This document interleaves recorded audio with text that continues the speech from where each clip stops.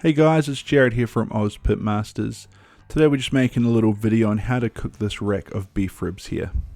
We've got a nice thick rack of ribs, and what we're going to be doing is taking you through how to trim it up, how to get it all ready to go on the smoker, and how to cut these ribs. So the first thing that we're going to do today is go ahead and remove the silver skin off the back of these ribs. That silver skin is going to get hard and it's going to be bad at the end of the cook, so we're just going to take it off. Now the easiest way to do that is to make a little cut on one of the ribs and then use a spoon to peel back some of that membrane before using your paper towel to pull it all the way off.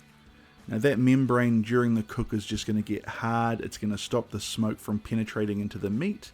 It's going to stop some of our rub from getting to that meat, so taking it off, it's an easy step just to make a better finished product for this beef rib.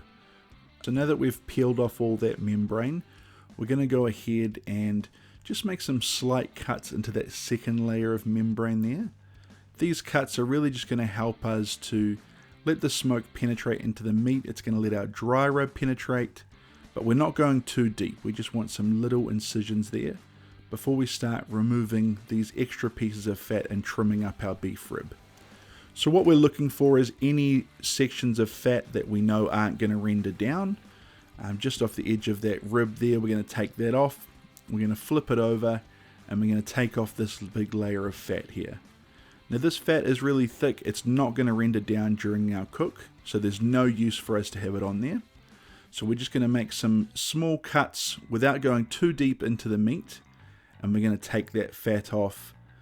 If we were to leave it there, what would happen is when we went to cut these ribs after our cook, because the fat hadn't rendered down, all of that bark, all of that rub that we'd added on would just flake right off. So the best thing to do is to remove it now, and we're going to avoid that headache later on. We've got these ribs trimmed down now, and what we're going to want to do is, as the bones shrink, we want that meat to head in the same direction.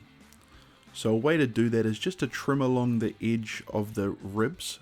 Take the membrane off on the side we want the meat to shrink from. Now on this particular rib, you can see that one of our ribs is a little bit scuffed up. That's going to mean that we might not have it shrink back in the same way as the rest of the ribs. It's not going to make a difference to the taste or anything with these ribs. It purely is just an aesthetics thing. It's all about the appearance there with this, but it's a nice way to make it look a little bit more even, and it's really, really simple to do. So we've just taken off that little bit of that second membrane there, and now we're going to go ahead and add our binder. Today for a binder we're using some yellow mustard. You could use anything else you want. You can use hot sauce, you can use olive oil. The mustard isn't going to leave a flavor, but it is going to help us with our bark later on, just to make a nice thick bark on these ribs. So we're going to give a nice even coating before we hit it with our rub.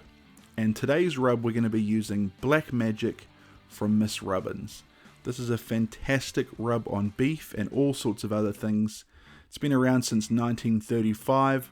It's got some amazing flavors in it. And what it's going to do is just give us a really nice color, a really nice flavor profile. And so we're going to hit it nice and thick with this rub, just nice and liberally across the whole rib. And we're just going to pat it down as we go through. We definitely don't want to rub it. Otherwise, what's going to happen is it's going to bunch up and create a whole bunch of really nasty looking texture. But we are just going to pat it in just to make sure that it's there. What we're going to do is put it onto this smoker. We've got some cherry wood today, and we're going to smoke it for about 8 hours at 225 Fahrenheit. Every couple of hours or so, we're going to give it a spritz. I'm using root beer and water, and we're just going to give it a nice coating before wrapping it up about 2 hours before it's done, and adding a little bit more of that liquid on there. This is going to help keep it nice and moist, and this liquid is going to help it to just really suck up into the meat to make it nice and moist and juicy later on. So we're going to wrap it nice and tight in this pink paper today, and just get it all ready to add back onto that smoker for about another 2 hours or so. And when we open it up, you'll see we've got some great shrinkage on these bones. We've got some great texture on this meat, and that is really good eating beef ribs right there. So we're going to cut just along in the gaps between those bones there We don't want to disturb any of that bark that we've created. And you can see there just that absolutely juicy meat, well cooked all the way through. And you can see that it's plenty juicy. It's not all rushing out because we've let it rest for a little while. And look at that, we've got some really juicy meat there. So this is exactly how I cook my beef ribs. It's important to use a really nice rub that's going to give it a lot of texture and a lot of flavor. This one doesn't have a super deep smoke ring, but that's not uncommon. The smoke ring doesn't do anything for the flavor, but using something like Mis Rubins Black Magic rub is going to give you a really amazing flavor. It's going to give you a really great experience.